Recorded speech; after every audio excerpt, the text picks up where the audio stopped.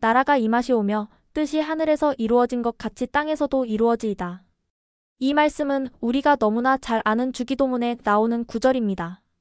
나라가 이 땅에 임한다는 것, 즉 하나님의 나라가 이 땅에 온전히 세워진다는 건 대체 무슨 의미일까요? 단순히 교회가 부흥하고 예배가 넘쳐나는 것만을 뜻할까요? 성경이 말하는 하나님의 나라는 우리의 삶 전체를 아우릅니다. 경제, 정치, 사회, 문화 등 삶의 모든 영역이 하나님의 기쁘신 뜻에 합하여지는 것이 바로 하나님의 나라가 임하는 것입니다. 그런데 오늘날 우리가 살아가는 이 땅, 특히 대한민국은 어떠한가요? 하나님의 뜻이 온전히 이루어지기를 가로막는 수많은 요소들이 있습니다. 그중 하나가 바로 극단적인 이데올로기 갈등입니다. 이념은 세상을 바라보는 가치관의 틀입니다. 지난 겨울 저는 정치적 이데올로기 갈등으로 몸살을 앓는 우리나라의 모습을 보면서 저 자신이 이 문제에 얼마나 무지했는지 깨달았습니다. 사랑하는 우리나라가 이념의 혼란 속에서 흔들리지 않도록 하나님의 말씀을 바로 세우는 리더로서 이 문제의 본질을 명확히 알아야겠다고 생각했습니다. 그래서 오늘은 죽은 경제학자의 살아있는 아이디어와 성경적 세계관이라는 두 권의 책을 통해 자본주의의 아버지인 애덤 스미스와 공산주의의 창시자인 마르크스의 경제관을 살펴보고 이를 성경적 가치관으로 해석해보는 시간을 가져보려 합니다. 두 경제학자의 이야기를 본격적으로 하기 전에 먼저 성경이 말하는 인간의 본성에 대해 짚고 넘어가겠습니다. 성경에 따르면 인간은 창조주 하나님의 형상대로 지어졌습니다. 스스로 생각하고 분별하는 지각을 지닌 영적인 존재이죠. 하지만 동시에 인간은 죄의 본성을 지니고 있습니다. 이기심, 자기사랑, 탐욕, 교만 등 죄의 속성을 인간 스스로는 결코 다스릴 수 없습니다. 이 두 가지 측면, 즉 하나님의 형상과 죄의 본성은 인간을 이해하는 데 매우 중요한 열쇠가 됩니다. 이 점을 기억하면서 이제부터 두 사상을 하나씩 살펴보겠습니다. 각 사상이 인간의 본성을 어떻게 해석하고 있는지, 그리고 그중 무엇이 성경적 세계관에 더 가까운지 집중해서 봐주세요. 먼저 대한민국 경제의 근간이 되는 자본주의부터 살펴보겠습니다. 자본주의의 기틀을 다진 애덤 스미스의 핵심 키워드는 자유시장 원리와 보이지 않는 손입니다. 흥미롭게도 애덤 스미스는 경제학자이면서도 도덕감정론이라는 책을 썼을 만큼 윤리에 대한 관심이 깊었습니다. 그는 인간의 죄의 본성을 인정했습니다. 하지만 여기서 멈추지 않았죠. 그는 개인의 이기심을 사회 발전의 동력으로 삼는 자유시장 원리를 고안했습니다. 이 원리를 쉽게 설명하면 이렇습니다. 이기적인 인간은 결국 다른 사람들이 원하는 것을 다른 사람들이 원하는 가격으로 시장에 내놓게 됩니다. 자신의 이익을 극대화하기 위해 끊임없이 새로운 아이디어를 내고 더 경쟁력 있는 상품을 만들게 되죠. 이 과정에서 사회 전체가 번영하게 되는 것입니다. 그는 이렇게 시장 경제가 중앙의 규제 없이도 질서 있게 돌아가는 원리를 보이지 않는 손이라고 표현했습니다. 성경적 세계관의 저자는 이 보이지 않는 손을 하나님의 이끄심에 비유합니다.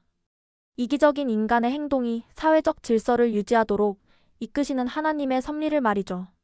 성경이 말하는 인간의 본성을 인정하고 그 속에서도 선한 질서를 이끌어내는 이 자본주의의 원리는 성경적 가치관과 상당히 맞닿아 있습니다.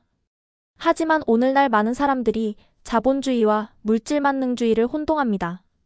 돈을 사랑하고 숭배하는 것은 자본주의의 정신이 아닙니다. 이기심이 과열되어 악한 수단으로 이익을 추구할 때 문제가 발생하는 것이죠. 우리는 이 문제에 어떻게 대처해야 할까요? 바로 하나님 사랑, 이웃 사랑이라는 가치로 이기심을 이겨내야 합니다. 소외된 이웃을 살피고 하나님의 영광을 위한 일을 지지하며 발전시키는 것. 이것이 바로 자본주의 체제 안에서 하나님의 나라를 임하게 하는 방법입니다. 다음으로 마르크스주의를 살펴보겠습니다. 마르크스주의는 레시피 없이 나온 요리라는 말처럼 마르크스 본인이 충분한 설명을 남기지 않아 훗날 많은 공산주의 국가들에 의해 왜곡되었습니다. 마르크스주의가 가진 문제점은 크게 두 가지로 볼 수 있습니다. 첫째, 인간의 죄의 본성을 간과했습니다. 마르크스는 자본가의 착취를 막고 노동자에게 권리를 주면 무계급의 유토피아가 건설될 것이라고 주장했습니다.